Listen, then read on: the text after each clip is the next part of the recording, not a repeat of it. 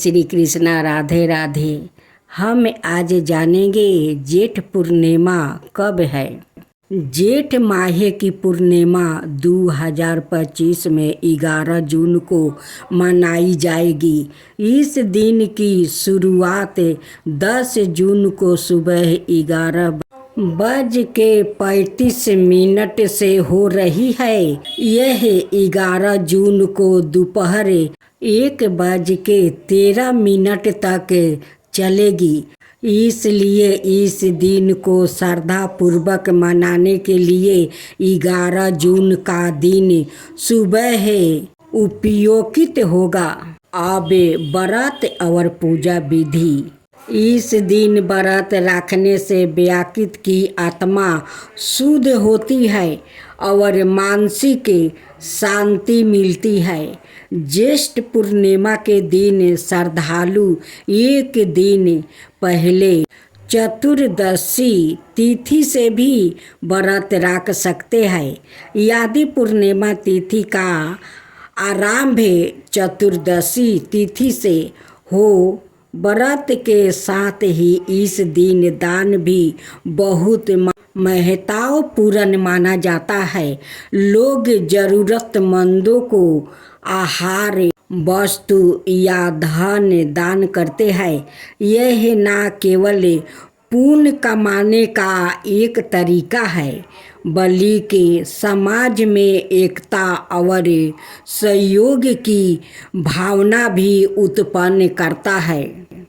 इस दिन विशेष रूप से भोजन सामग्री, पैसे और अन्य आवश्यक वस्तुओं का दान करना शुभ माना जाता है। आज आप सुने पूर्णिमा का संपूर्ण व्रत कथा।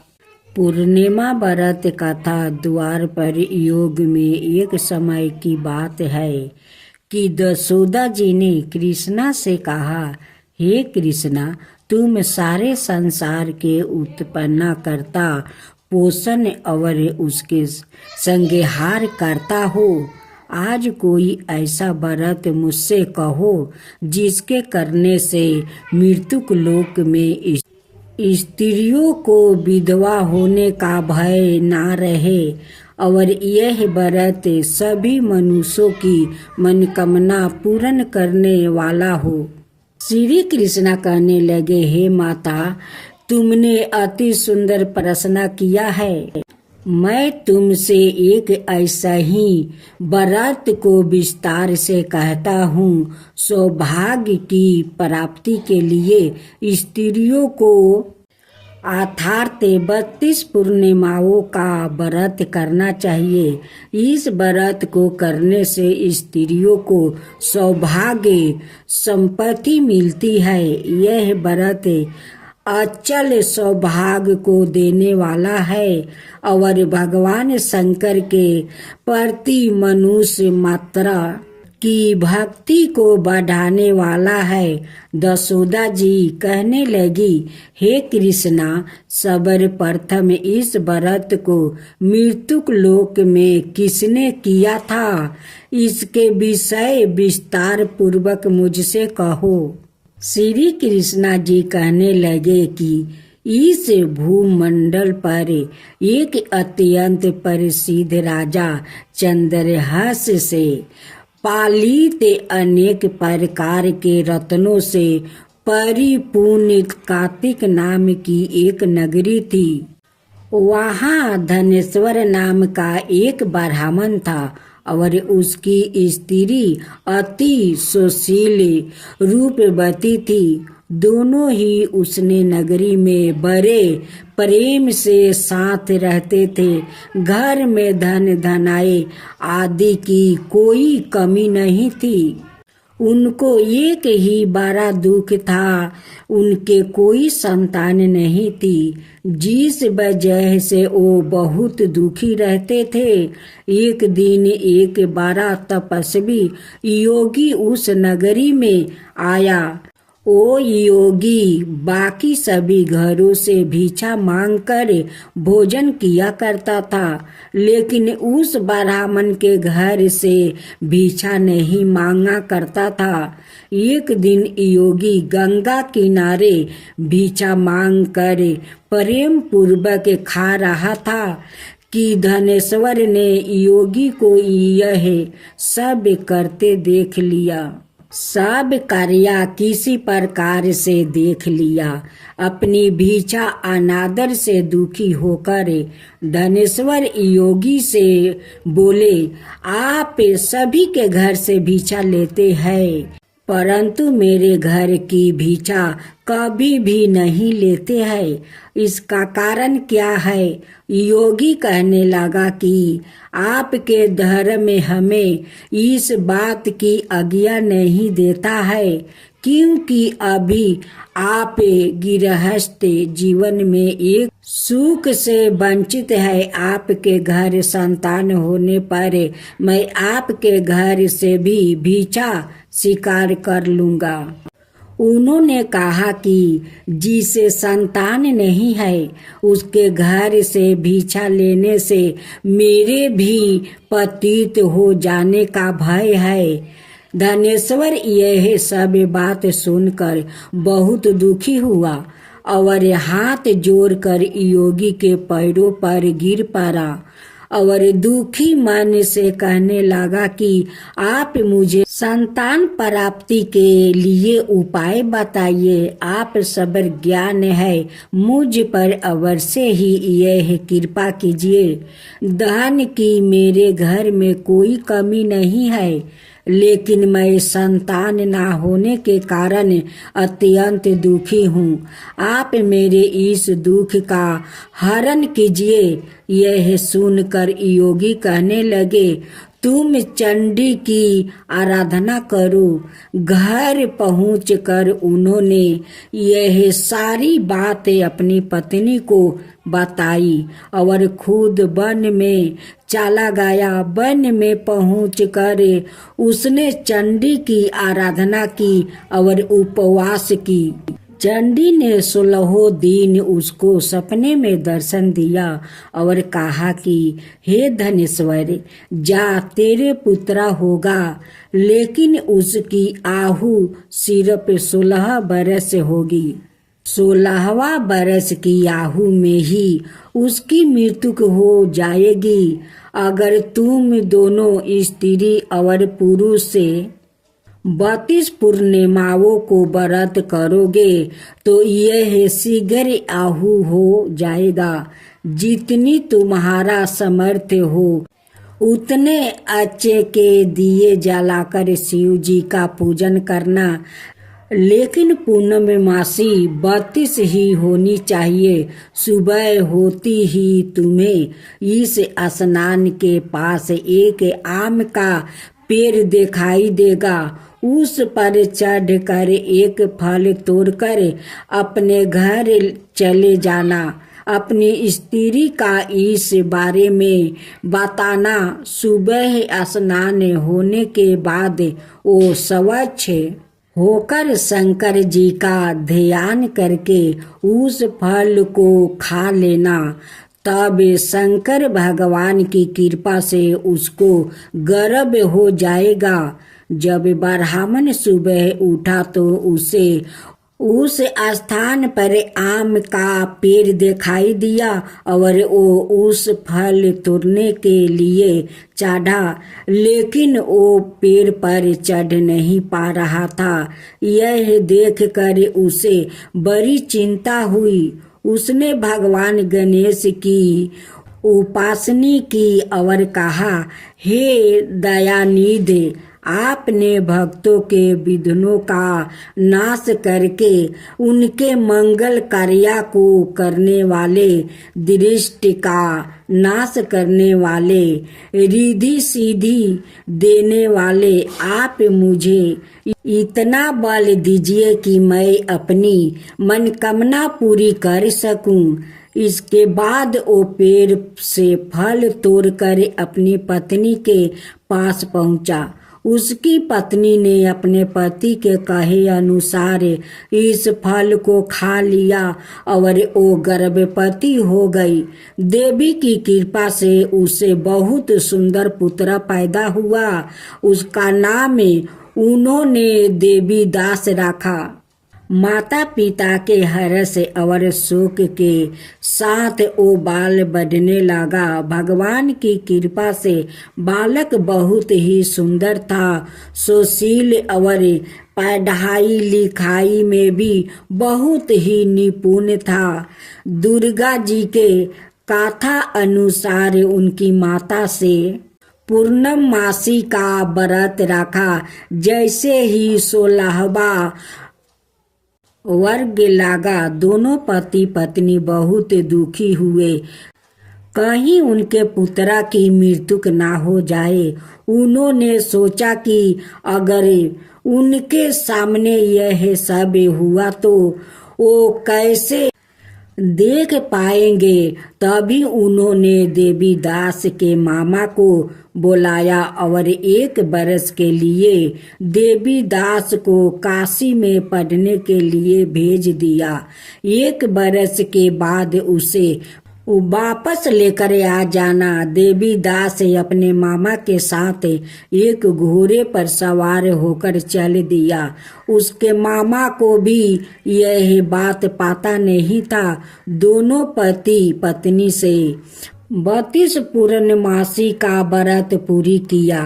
दूसरी तरफ मामा और भांजा दोनों रात गुजारने के लिए रास्ते में एक गांव में रुका।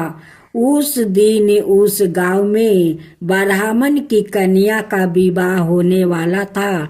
जिस धर्मशाला में वर और बारात के बाकी लोग रुके हुए थे, उसी धर्मशाला में देवी दास और उसका मामा ठहर गया। उधर कन्या को तेल आदि चढ़ने के बाद जब लगन का समय आया तो वर की तबीयत खराब हो गई। वर के पिता ने अपने परिवार वालों से विचार करके कहा कि यह देवी दास मेरे पुत्रा जैसा ही है, मैं इसके साथ लगन कर दूं और बाद में बाकी सारे काम मेरे बेटे के साथ पूरा हो जाएंगे। ऐसे कहने के बाद वर के पिता देवी दास को मांगने के लिए उसके मामा के पास गए और उन्होंने सारी बात बताई। मामा ने कहा कि कन्या दान में जो कुछ भी मिलेगा वो हमें दे दिया जाएगा। वर के पिता ने बात स्वीकार कर लिया।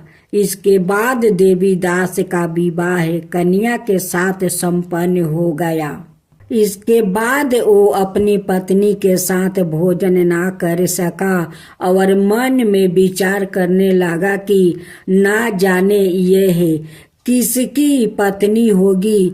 यह सोचकर उसकी आंखों में आंसू आ गया। तब बंधु ने पूछा कि क्या बात है, आप उदास क्यों है। तब उसने सारी बात पत्नी को बता दिया। तब कन्या कहने लगी, यह ब्रह्म विवाद के विपरीत है। आप ही मेरे पति है, मैं आपकी ही पत्नी रहूंगी, किसी अन्याय की कभी नहीं। तब देवी दास ने ऐसा मत करिए, क्योंकि मेरी आयु बहुत कम है, मेरे बाद आपका क्या होगा। लेकिन उसकी पत्नी नहीं मानी और बोली, स्वामी आप भोजन कीजिए। दोनों रात में सोने के लिए चले गए। सुबह देवी दास ने पत्नी को 4 नागों से जरी एक अंगूठी दी और एक रुमाल दिया और बोला कि हे प्रिया, इसे लो और संकेत समझ कर अस्थिर चित हो जाओ। मेरे मरण और जीवन जानने के लिए एक एक पुष्पा बटिका बना लो, उसमें सुगंधी वाली एक नौ मल्लिका लगा लो, उसके प्रतिदिन जल से सींचा करो और आनंद के साथ खेलो कूदो। जिस समय और जिस दिन मेरा परंत होगा, उस दिन यह फूल सूख जाएंगे।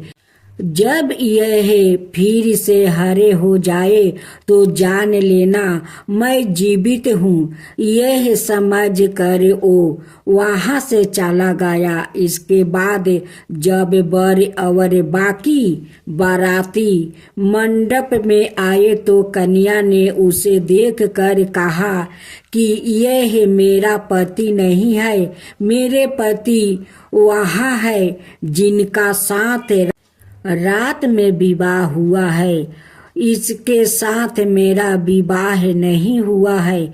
अगर यह वही है तो यह बताए कि मैंने इसको क्या दिया है। साथ ही कन्या दान के समय आभूषण मिले उन्हें दिखाई। कन्या की यह सारी बातें सुनकर वो कहने लगा कि मैं यह सब नहीं जानता।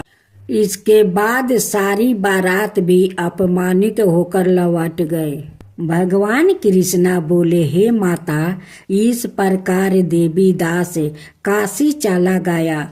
कुछ समय जब बीत गया तो वो एक सर्प उसको डांसने के लिए वहाँ आया, लेकिन वो उसको काट नहीं पाया क्योंकि उसकी माता ने पहली ही 32 पूर्णिमा का व्रत कर लिया था। इसके बाद खुद काल वहाँ पहुँचा। भगवान की कृपा से तभी वहाँ माता पार्वती और भगवान गणेश आ गए। देवी दास को मूर्छित दशा में देखकर माता पार्वती ने भगवान शिव से प्रार्थना की कि महाराज, इस बालक की माता ने पहले ही 32 पूर्णिमा का व्रत कर लिया है, आप इसको प्राण दे दे। भगवान शिव ने माता पार्वती के कहने पर उसे प्राण दान दे दिया। उधर उसकी पत्नी उसके काल की प्रतीक्षा कर रही थी। उसकी पत्नी ने जाकर देखा कि पुष्प और पत्रा दोनों ही नहीं है, तो उसको बहुत आश्चर्य हुआ। और जब उसने देखा कि पुष्पा बटिका फिर से हरी हो गई है तो वो समझ गई कि उसका पति जीवित हो गया है। इसके बाद वो बहुत ही प्रसन्न होकर अपने पिता से कहने लगी कि मेरे पति जीवित है। उन्होंने ढूंढने जब 16वां बरस व्यतीत हो गया तो देवी दास भी अपने मामा के साथ काशी चल दिया। इधर उसकी पत्नी के परिवार वाले उन्हें ढूंढने के लिए जा ही रहे थे कि उन्होंने देखा कि देवी दास और उसका मामा उधर ही आ रहे थे। उसको देखकर उनके ससुर बहुत प्रसन्न हुए और उसे अपने घर ले आया।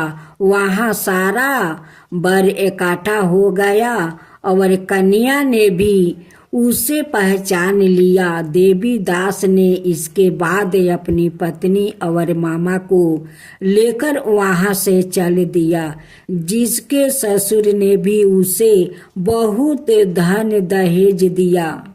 जब वो अपने घर की तरफ चल रहा था तो उसके माता पिता को लोग ने खबर कर दिया, तुम्हारा पुत्रा देवी दास अपनी पत्नी और मामा के साथ आ रहा है। ऐसा समाचार सुनकर पहले तो उन्हें विश्वास नहीं हुआ, लेकिन जब देवी दास आया और उसने अपने माता पिता के पैर छुए तो देवी दास के माता पिता ने उनका माथा चूमा और दोनों को अपने सीने से लगा लिया। दोनों के आने की खुशी में धनेश्वर ने बहुत दान दक्षिणा ब्राह्मणों को दिया।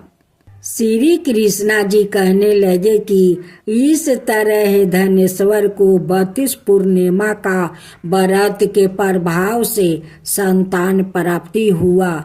जो स्त्री इस व्रत को करती है वो जन्म जन्मांतरों तक विधवा का दुख नहीं भोगती है और सदाए सौभाग्यवती रहती है। यह मेरा वचन है। यह व्रत संतान देने वाला और सभी मनोकामनाओं को पूर्ण करने वाले है।